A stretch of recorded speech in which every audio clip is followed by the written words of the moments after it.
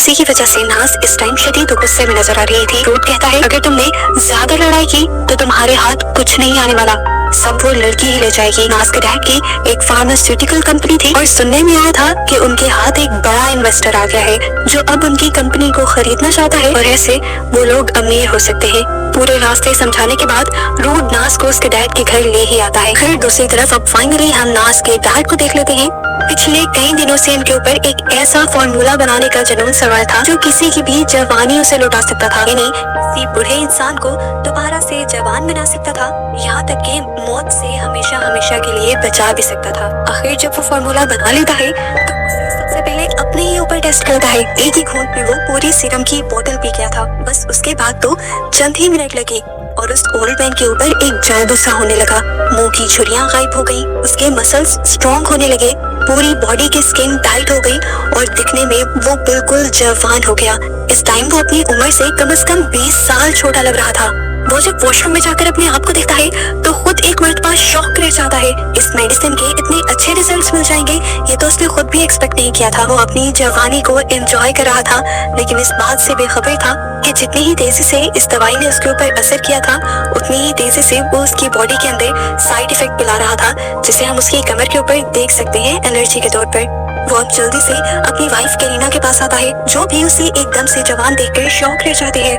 वो ना सिर्फ जवान हुआ था बल्कि उसके अंदर जवानों वाली एक्साइटमेंट भी आ गई थी। काफी देर तक जब उसकी वाइफ ऐसे ही शॉक रहती है कि ये सब हुआ कैसे, तो वो ओल्ड मैन उसे अपने फॉर्मूला के बारे में बताता है। वो कहता है कि इस मेडिसिन को पीने के बाद मैं अंदर से भी अपने आप को पावरफुल फील कर रहा हूँ और मैंने ये जो चीज बना दी है तुम्हें यकीन नहीं आएगा, ये खरीदने के लिए पूरी दुनिया मरने लगेगी और बड़ी बड़ी फार्मास्यूटिकल कंपनीज हमसे फॉर्मूला खरीदेंगी और हम माला माल हो जाएंगे। अभी तक भी वो इस बात से अनजान था कि इस सीरम ने साइड इफेक्ट भी कर दिया था, उसकी कमर पर जख्म बन गया था जो अब बढ़ता जा रहा था। खैर दूसरी तरफ रूट नाज को पूरे रास्ते समझाने के बाद आखिर उसे उसके डैड के घर ले आता है।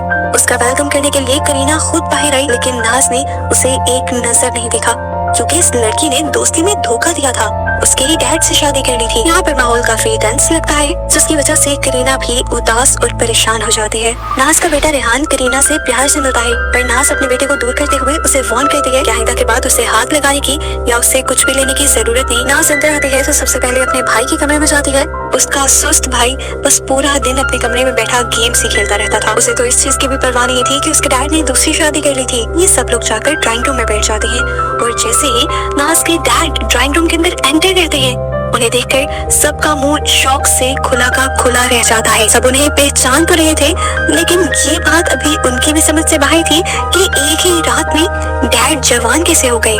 डैड किसी को भी एक्सप्लेन नहीं करते कि उनके साथ क्या हुआ है, लेकिन वो एक और बॉम्ब इनके ऊपर ये ब्लास्ट करते हैं कि अब उन्होंने अपने इस फैमिली बिजनेस को बेचने का इरादा छोड़ दिया है। वो अब अपनी कंपनी नहीं बेच रहे।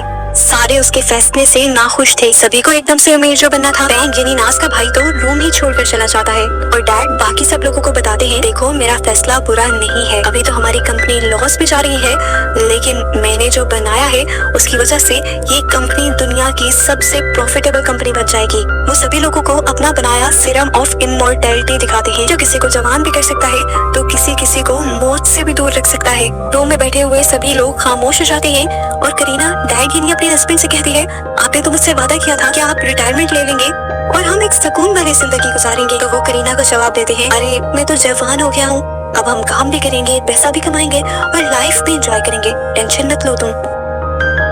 करीना ने ये बात की ही थी कि नाज का सारा टेम्पर टूट जाता है। वो उस पर फट पड़ती है कि तुमने हमारी लाइफ बर्बाद कर दी, अब और क्या चाहती हो तुम। इन लोगों की बहस बढ़ती चली जाती है और इस सब के दौरान वो लोग ये बात नोटिस ही नहीं करते कि डैड को कुछ हो रहा था।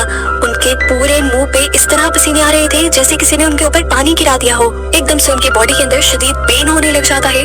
उनकी गर्दन और कमर पर मौजूद जख्मों को हम बड़े बड़े सुराखों में चेंज होता हुआ देखते हैं। एकदम से उनकी बॉडी भी अजीबोगरीब तरीके से मुड़ने लग जाती है और उन्हें खून की उल्टियां होने लगती हैं। आंखें भी अब उनकी बदल गई थी और ऐसे उनके हाथों में ही वो मर जाते हैं। नाज और करीना बुरी तरह घबराते हुए रूट से कहते हैं कि जल्दी से एम्बुलेंस बुलाओ, पर एम्बुलेंस बुलाने का फायदा तो नहीं था, वो अब मर चुके थे।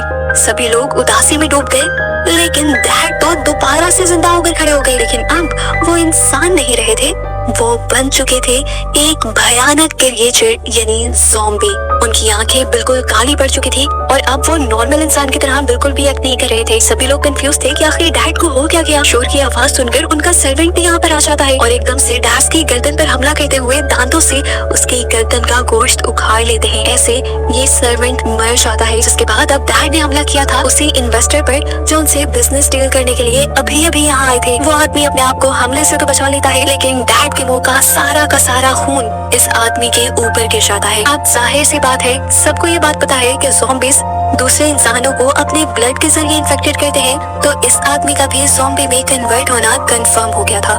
बैंक जो अपने हाथ में बो एंड एरो लिए खेलता हुआ यहाँ आया था, अब उसके डैड उसी के ऊपर भी हमला कर देते हैं और अपने आप को बचाने के चक्कर में उसका ये बो एंड एरो चल जाता है और डैड के चेहरे से होते हुए दिमाग को चीरकर बाहर निकल आता है और दिमाग के डैमेज होने की वजह से यहाँ ज़ॉम्बी बने डैड मर जाते हैं। अभी बस इनकी जान एक ज़ॉम्बी से बची थी, बाकी सारा खतरा इनके ऊपर ऐसे ही मंडरा रहा था। वो इन्वेस्टर जो डील करने के लिए आया था वो जाकर अपनी गाड़ी में बैठ जाता है, जबकि रूड उन्हें जाने से रोकता भी है। दूसरी तरफ बैंक को ये रिग्रेट होने लग गया था कि उसने अपने ही डैड को मार दिया। इसी पछतावे में वो यहाँ से भागकर कार में बैठ जाता है और नाज उसे संभालने के लिए आती है। अंदर दिखाया जाता है वो सर्वेंट जो मरा था वो भी अब ज़ॉम्बी बनकर जिंदा हो गया था। घर में मौजूद तीनों लोग उसे देखकर डर जाते हैं और ये ज़ॉम्बी बना सर्वेंट एक दूसरी सर्वेंट पर हमला कर देता है।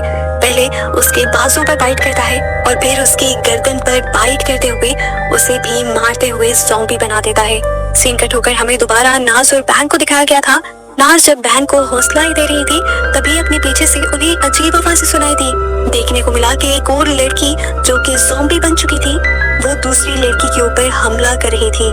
नाज जल्दी से उतरकर उसे देखने के लिए खड़ी हो जाती है तो वो लड़की उसी के ऊपर हमला करने के लिए बढ़ जाती है। बैंक अपनी बहन को बचाने के लिए उस ज़ॉम्बी के ऊपर अपनी गाड़ी चढ़ा देता है। ऐसे ज़ॉम्बी की हाफ बॉडी बुरी तरह क्रश हो जाती है, लेकिन इसके बावजूद भी वो ज़ॉम्बी जिंदा रहती है। घर पर बचे थे करीना, रूड, उसका बेटा और एक और सर्वेंट जो अपने आप को बचाने के लिए इस घर से भागने की कोशिश करते हैं। लास्ट में जब अपने बेटे को लेने के लिए घर के अंदर आती है तो देखती है कि अब तो घर में कोई भी नहीं था। घर के बाहर वो आधी क्रश हुई भी ज़ॉम्बी गर्ल अपने हाथों से चलते हुए उसका पीछा कर रही थी उसे मारने के लिए।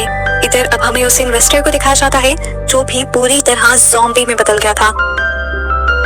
ज़ॉम्बी बने इस आदमी को गाड़ी भी चलाने नहीं आती और वो गाड़ी को एक शादी के इवेंट के अंदर क्रैश कर देता है और फिर गाड़ी से निकलकर यहाँ मौजूद लोगों पर हमला करके अपनी भूख मिटाने लगता है। उसके हमला करने की वजह से एक एक करके कई लोग यहाँ पर ज़ॉम्बी बन गए थे और क्योंकि इन ज़ॉम्बीज़ ने भी अपनी भूख मिटानी थी तो समझ लो कि शादी में आए हुए सभी लोग जल्द ही ज़ॉम्बी बन जाते बाकी ज़ॉम्बीज़ के हमला करने पर। और बिल्कुल ऐसा ही होता है। थोड़ी देर बाद दिखाया जाता है कि उस शादी में आए हुए सभी के सभी लोग ज़ॉम्बी बन जाते हैं और बुरी तरह एक दूसरे से ही हमले में लगे होते हैं।